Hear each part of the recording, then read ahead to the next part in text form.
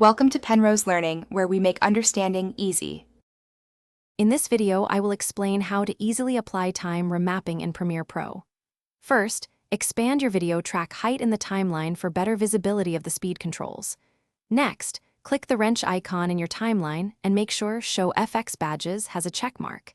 Then, right-click the small FX badge on your clip and choose Time Remapping, then Speed. This reveals a white speed line on your clip. Now that the speed line is visible, it's time to mark where your speed changes will occur. Grab the pen tool by pressing the letter P on your keyboard. Click directly on the white speed line to add your first keyframe. Move your playhead to where you want the speed change to end, and click again to add a second keyframe. These 2 points define the segment you'll adjust. With your keyframes set, switch back to the selection tool by pressing V. Now, click and drag the white line segment between your 2 keyframes.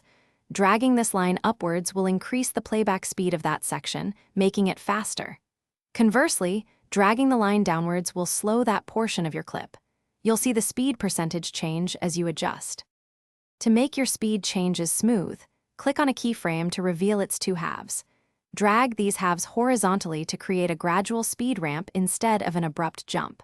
For even finer control, click the keyframe to show blue Bezier handles, allowing you to curve the speed transition.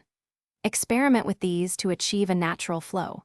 Remember to check the description for a link to a great book about money, plus other deals. Thanks for watching. If this was helpful, leave a like and consider subscribing. See you next time.